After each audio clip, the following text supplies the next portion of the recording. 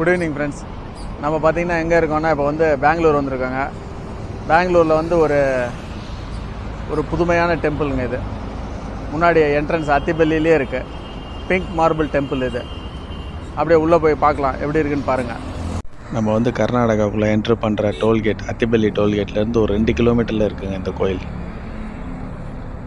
பார்த்திங்கன்னா இது பேர் பாருங்கள், ஸ்ரீ சுஷ்வானி மாதாஜி தாம். ஆனால் நார்த் இந்தியன் ஸ்டைல் கோயிலுங்க இது. இங்கே இருக்கிறது வந்து இந்து கடவுள்கள் தான். பாருங்கள், அப்படியே காமிக்கிறேன் பாருங்கள் எப்படி இருக்கு பாருங்கள். ஒரு கோட்டை சுவர் மாதிரி, ஒரு கோட்டைக்கு முன்னாடி இருக்கிற நுழைவு வாயில் மாதிரி இருக்கு பாருங்கள். மேலே கொடியெல்லாம் பறக்குது. ரொம்ப அழகாக இருக்குது பார்க்குறதுக்கு. என்ட்ரன்ஸே எவ்வளோ பிரம்மாண்டமாக இருக்குது பாருங்கள். அப்படியே இந்த கோயிலுக்குள்ளே போகலாங்க. கார் பார்க்கிங்லாம் ஒன்றும் ப்ராப்ளம் இல்லைங்க. வெளியிலே நிறுத்தலாம். அதே மாதிரி உள்ளே நிறுத்தியிருக்காங்க பாருங்கள், எவ்வளோ கார்ஸ் நிற்குது. இந்த கோயிலோட அப்பியரன்ஸ் பார்த்திங்களா எப்படி இருக்குன்னு. நார்த் இந்தியன் ஸ்டைலுங்க. அப்படியே இந்த கோயிலுக்கு எதுக்கு இந்த பிங்க் மார்பிள் டெம்பிள் பேர் வந்திருக்குன்றத உள்ளே நுழைஞ்சோடனே பார்த்தோன்னே தெரிஞ்சிருப்பீங்க. கம்ப்ளீட்டாக பிங்க் மார்பிளில் தாங்க கட்டியிருக்காங்க இது எல்லாமே. தமிழ்நாட்டிலேருந்து பெங்களூர் வரவங்களுக்கு ரொம்ப ஈஸிங்க. செக் போஸ்ட் தாண்டோன்னே உள்ளே நுழையும் போதே 2 கிலோமீட்டர்லேயே இருக்கிறனால பெங்களூர் போகிறதுக்கு முன்னாடி இந்த கோயிலுக்கு போயிட்டு அதுக்கப்புறம் நம்ம பெங்களூர் போகலாம். நல்லா பெரிய இடமா தாங்க இருக்கு பாருங்கள். அப்படியே போகலாம் உள்ள. அப்படியே ஸ்லோவாக ஒவ்வொரு இடமா காமிக்கிறேன் பாருங்கள். இங்கே ஒரு சிலை வச்சுருக்காங்க. இவர் தான் இந்த கோயிலை கட்டினவரா என்னன்னு தெரியலங்க. ஆனால் இந்த கோயில் வளாகத்தில் 2 கோயில் இருக்குங்க. முதல் கோயில் இதுதாங்க. பாருங்கள் எப்படி இருக்குது பாருங்கள். இதுதான் உள்ளே போகிறோம் இப்போது. இந்த முதல் கோயிலே பார்த்தீங்களா எவ்வளோ அழகாகவும் பிரம்மாண்டமும் கட்டியிருக்காங்க பாருங்கள். அப்படியே உள்ளே போகலாங்க. உள்ளே போய் நேரடியாக வீடியோ எடுக்கலாமா என்னன்னு தெரியல. போனால் தான் தெரியும். பார்க்கலாம். கோவில் முன்பக்கம் போய் அப்படியே எடுக்கக்கூடாதுன்ட்டாங்க வீடியோ. அதனால் அப்படியே சைடில் அப்படியே ரவுண்ட் பண்ணி வராங்க கோயில். பார்த்தீங்களா எப்படி இருக்கு கோபுரம் பாருங்கள். இது நார்த் இந்தியன் ஸ்டைல் தான் இந்த கோபுரம். இந்த கோயிலை சுற்றியுமே சிலைகள் பாருங்கள் இப்படி சிற்ப வேலைப்பாடு நல்லா இருக்குங்க. ஒவ்வொரு சாமி வரிசையாக அப்படியே செதுக்கியிருக்காங்க. ஆனால் எல்லாமே இந்த பிங்க் மார்பிள் தான். எவ்வளோ சிலைங்க வரிசையாக இருக்குங்க எல்லாம் சாமி சிலைங்க. பின்னாடி வந்துட்டோம். இந்த கோயிலுக்கு பேக் சைடு கரெக்டாக சென்ட்ரு வரிசையாக சிலைங்க தாங்க. அவ்வளோ நீட் அண்ட் க்ளீனாக இருக்குங்க இந்த மார்பிள் சிலைங்கெல்லாம் பார்க்குறதுக்கு. பார்த்தீங்கன்னாவே தெரிஞ்சிருப்பீங்க எப்படி இருக்குது பாருங்கள்.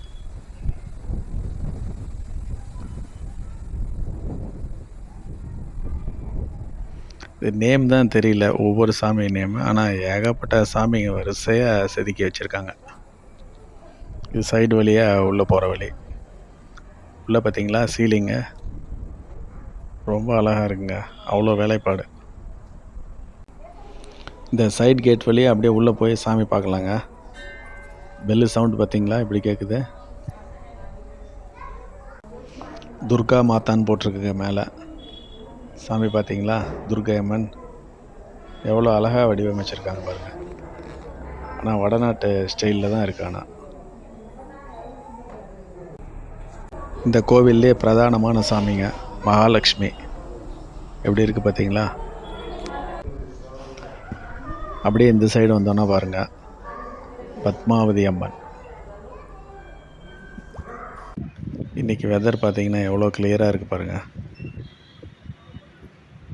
இந்த ஆங்கிள்லேருந்து அப்படியே கோயில் கோபுரத்தை காமிக்கிறேன் பாருங்கள் மேலே. அப்படியே ஜூம் பண்ணி கொஞ்சம் பக்கமாக காமிக்கிறேன் பாருங்கள் எப்படி இருக்குன்னு பாருங்கள். பக்கமாக பார்த்தீங்கன்னா தெரியும் வேலைப்பாடு எந்த அளவுக்கு பண்ணியிருக்காங்கன்னு. பார்த்தீங்களா நல்லா பண்ணியிருக்காங்க வேலைப்பாடு.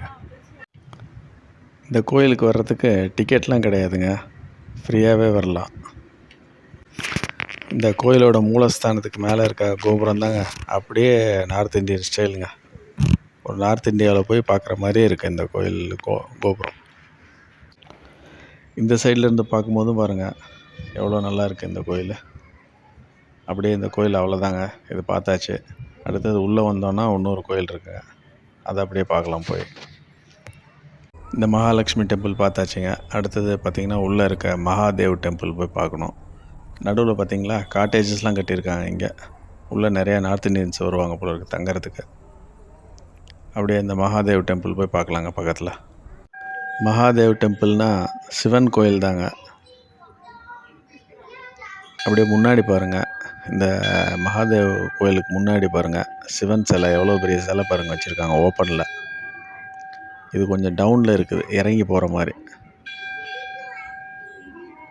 எப்படி இருக்குது பார்த்தீங்களா? வெளியே இருந்து பார்க்குறதோட இந்த மகாதேவ் டெம்பிள் உள்ளே வந்து பார்க்கும்போது பாருங்கள், இந்த சிவன் சிலை எவ்வளோ பிரம்மாண்டமாக தெரியுது பாருங்கள். முன்னாடி ஒரு சின்ன குளம் மாதிரி இருக்குது, காளை மாடு படுத்திருக்க மாதிரி. பின்னாடி வந்து கைலாய மலை பேக்ரவுண்டில் அப்படியே சிவன் உக்காந்துருக்க மாதிரி எவ்வளோ அழகாக பண்ணியிருக்காங்க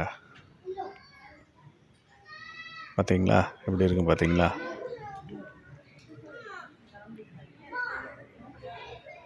அப்படியே இந்த சைடு வராங்க. இந்த சைடு வந்து பார்த்தா கோயிலுக்குள்ளே அப்படி காமிக்கிறேன் பாருங்கள்.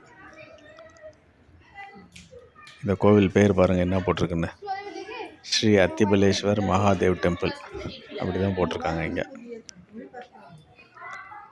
இந்த கோயில் மூலஸ்தானத்தில் பார்த்திங்கன்னா முன்னாடியே ஒரு லிங்கம், சிவலிங்கம் இருக்குது. பின்னாடி 3 சாமி வச்சுருக்காங்க. நடுவில் வந்து பார்வதி, இந்த பக்கம் விநாயகர், இந்த பக்கம் முருகர். பாருங்கள், இந்த கோயிலையும் சுற்றி வரும்போது பாருங்கள் சிலைகள் பாருங்கள், இப்படி வேலைப்பாடு நல்லா இருக்குங்க. சிற்ப வேலைப்பாடு ரொம்ப அழகாக பண்ணியிருக்காங்க. நுணுக்கமான வேலை எல்லாம். எத்தனை சாமி சிலைகள்.